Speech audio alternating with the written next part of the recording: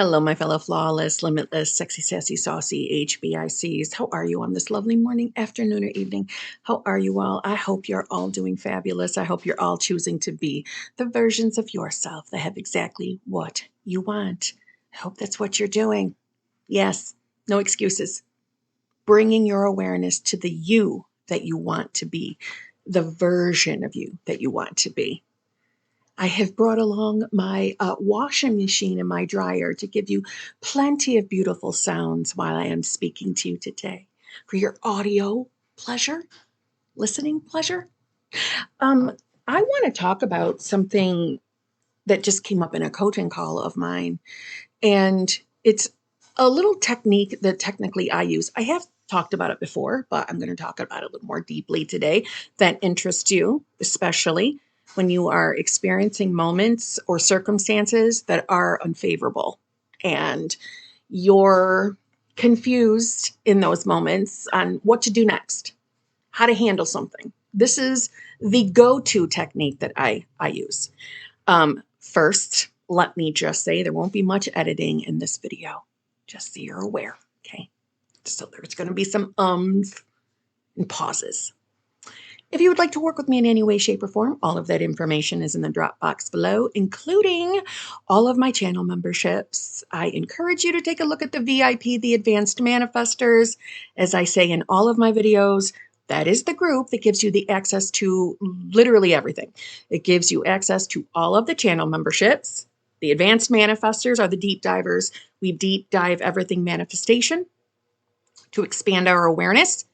The exclusive lives, that is success stories and tips and tricks only, and the hot seat. The hot seat comes with a trigger warning because circumstances do get talked about in that group.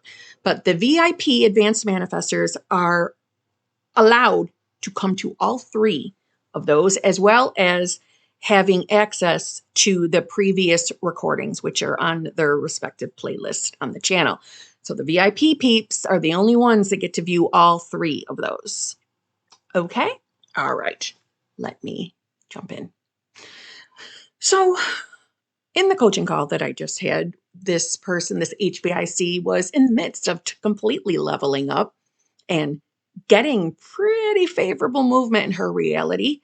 And although she didn't describe this technique the exact same way I would have, after she explained to me what she did to handle a circumstance, I realized this is literally what I do when I'm in the midst of things. Now, again, if you're new here, hi. First of all, why don't you subscribe and come back and see me and let me know that you subscribed and that you're my new friend. But if you're new here, okay, it's really important for you to be aware that this is never about being perfect. And it is very easy to slip into that old thinking of having to be perfect. And when we're manifesting and we want something to show up pretty damn fast, there's that little clincher that's a part of us. A part of being a human is we want to do every single thing perfectly because we are logically equating, well, if I'm perfect and I do this perfectly, then reality should move really, really fast. And that is understandable why we think that way. From a logical perspective, I understand why you think that way. I thought that way too in my early days.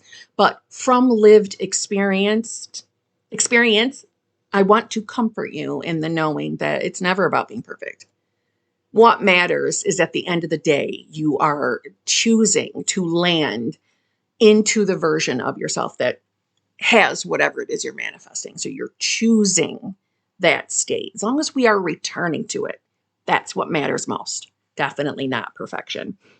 So when I am myself experiencing in the reality, keeping in mind that I am not perfect, when I am feeling really upset, annoyed, angry, when I'm feeling really, really frustrated, what helps me is in my mind, again, I'm not a great visualizer. So if you're not, that's okay. You can use this too. In my mind, I see like a quick flash of a reality bubble. If you're new to my channel, I have often said that how I view reality and how we are all a part of it is I see everyone in their own little reality bubble. I see myself in a reality bubble. So that reality bubble flashes into my mind, and it's like I can see myself stepping out of it, like 1 foot coming out of the reality bubble. Now, mind you, we are never separate from reality ever. In fact, reality is who we are. I know that sounds weird, but reality is us. We are reality, right? Our imagination is the true reality. But for us logical folks, that can feel really illogical. And I think this little picture of seeing yourself stepping out of the reality bubble and viewing the circumstance like from a distance. So that's why that picture comes into my mind. I see myself stepping out of reality so I can take a larger scan or a larger view of what I'm circumstancing, what I'm living as a circumstance. And try to view the circumstance as if I'm not experiencing it. So I'm not pretending it's not there. I'm not ignoring it. I'm trying to view it like an outsider. Kind of like, well, why do you hire a coach for anything in life? Why do you hire a coach? Because you need someone from the outside to take a look in at whatever it is you hire a coach for. You can manifestation coach. It's having an outside person come in and take a fresh view of life, fresh view of the circumstance, right? A fresh set of eyes. I'm sure you've all heard that saying before. So I try, when I'm doing that, I try to see the perspectives from everyone involved. Now, remember, who we choose to be is deciding how people show up. So let's say it's a circumstance between me and my specific person. Let's say we're having an argument. We're fighting over dinner. Okay? I will see. Now, obviously, maybe I shouldn't use that as an example because, if I have to step out of reality to get over a fight about dinner, hello, that ain't great. But for the sake of this conversation, we're fighting over dinner. And I don't want what he wants. Let's say he wants burgers and fries, and I want chicken and rice. And we're arguing over this. And I'm getting upset, probably to the point of tears or really, really angry. Quick visual, me stepping out of reality, viewing the reality. So I'm viewing him and I in our kitchen arguing. And I try to tap into his conscious awareness. I try to tap in there. Hey, we're all God. We're all connected. My viewpoint, yeah, I can hop on over to their viewpoint, and you can too. Because we're all the same. We're all a part of that one consciousness. But anyway, that's not the point of the video. Try to view it from his perspective and what he's thinking. So in other words, I'm trying to see his side, trying to be open to his side. And then I go back to viewpointing me as if I'm separate from the self that's experiencing the argument. And I try to view it as, okay, what am I viewing? What is that version of me viewing or interacting with or believing and accepting? What is she thinking? That she's allowing herself to get so worked up over fucking dinner. So for example, again, keeping with that dinner argument, okay, maybe the version of me that's experiencing that argument, since I am separating myself, it's almost like it's me as my full awareness separating from the physical self in the 3D. It's kind of like that. Maybe that visual will help you. What is she thinking and believing in that moment? Right? Do you see how I'm still separate from the self that's experiencing the argument? What is she thinking? Like, in theory, logically, I understand what she's thinking because I'm the one thinking it. But this helps. Trust me. All right. She's arguing back over dinner because there's a part of her frustrated as we have what he wants for dinner every damn night. I want a turn. What is that saying? What belief am I listening to? Or that version of me? What is that version of me listening to? What state must she be in that she's allowing that to trigger her? Well, it's not a priority, which boils on down to that not good enough. This version of myself is still resonating with the not good enough. Now, that doesn't mean that version of myself is a failure, right? We're not a failure because we shifted into a state where an old shitty belief might be hovering. Doesn't mean it's the full-blown starting level amount of that belief. It's just a version of myself that might have, we'll say, a 2% belief of not good enough. Okay. So she's viewing that as he always gets what he wants. It's never about her. She wants to have what she wants to have for once because she wants to feel important. Okay. So how do we go from there? Now, granted, I know everyone's individual. We have all different circumstances, but think about it from here. All right. So that's the version of self that is resonating with not good enough. I'm good enough. I'm a priority. I'm more than a priority. I'm more than enough. And what we eat for dinner does not have to be related to the relationship. And I'm making it related, right? That version of me is making it related. She's making every little thing mean something negative. If we don't have the chicken and rice tonight, then I'm not a priority. No, that's not true. Now, does that automatically mean that that version of me should just give in and let him have his burger and fries? Not necessarily. But I can make a new decision over who I am and do that in that moment and see how things change. And if it doesn't instantly change, does that mean that I'm not eventually going to get my way? No, it doesn't. So instead of sitting there staying upset, I'm going to remind myself of who I am, right? Because I took that moment to step out of it and view it from a distance. So you can see what belief I was resonating in or with. I'm hoping this is making sense. So if you're currently experiencing a circumstance, we'll use a specific person circumstance. Maybe your specific person canceled plans with you. And you were all excited about those plans because you were equating those plans as meaning, oh my God, manifestation is working. Oh my God, I'm getting great movement. And now he canceled. And now we're upset. So maybe we're thinking manifestation isn't real. This isn't working. I'm still doing something wrong.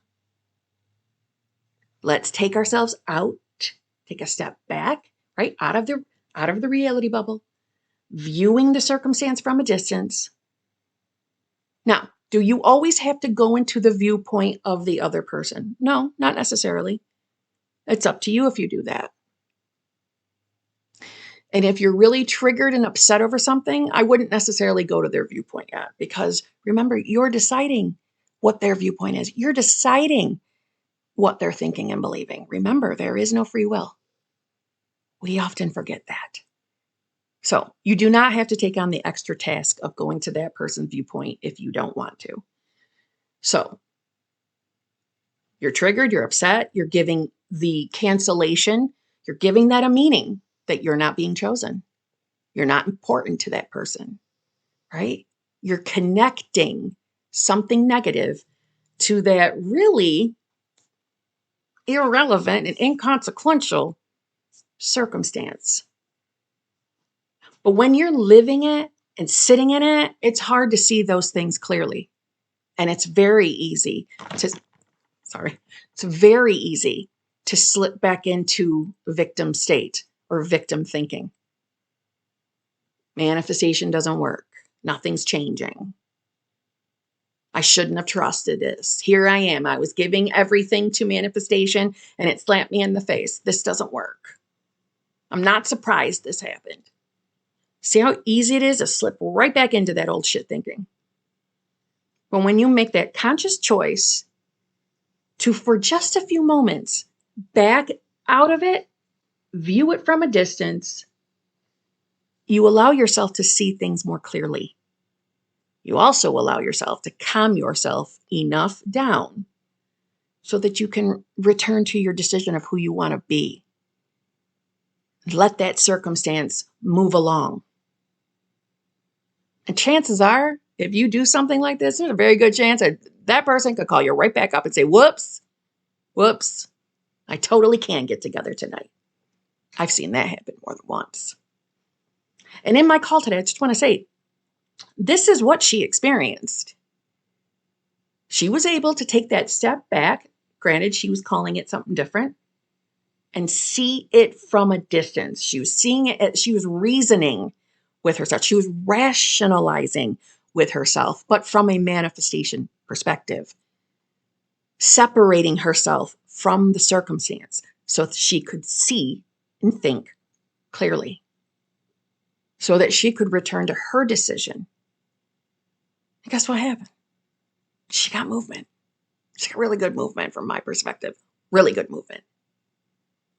See, the more often you're willing to do things like that, to be open, to view your reality from a distance so that you can get yourself out of the equation, seeing things with a fresh set of eyes from a clearer mind makes it much easier to return to the decision. If you're new to my channel, return to the decision only means returning to the state of you having what you want, the wish fulfilled, the version of you who is living with the manifestation. So let's take that step back. If you've got circumstances right now in your reality, let's visually see yourself stepping out of the reality bubble and viewing from a distance.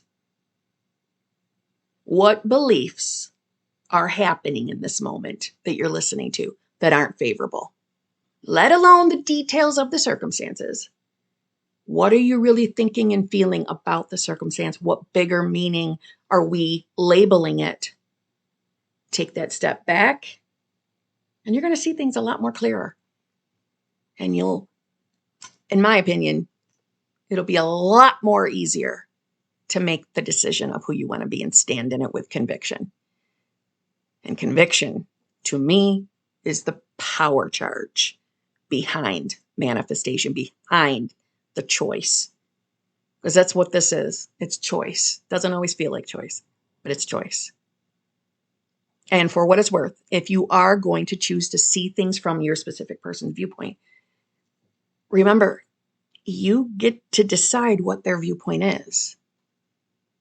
So going back to the example of the person whose date got canceled, it doesn't mean going to that person's viewpoint and deciding, well, it's because he's really not interested in the relationship. He really doesn't want to come back. He doesn't care if he sees me. No, if that's where your mind is going to go, nope, don't go to their viewpoint.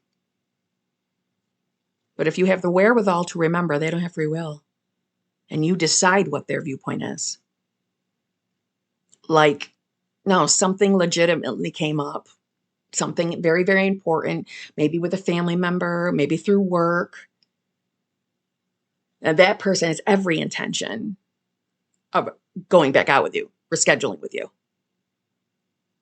because they can't stop thinking about you, because you're the version of yourself that is more than enough. So that must happen. So their viewpoint is, oh, I hope I haven't ruined things with her or him. I hope I haven't ruined things. Let me get to my schedule and figure out when I can get this person back in because I need to see them. Because I just know this person is the person I want to spend the rest of my life with. Yeah, make that decision that that's their viewpoint. And then it will be so. Because remember, how people show up in reality, the versions of them that show up are based off of you and what you believe. Not them, you. So on that note, I hope that was helpful. I'm sure it was. On that note, I'll see you tomorrow.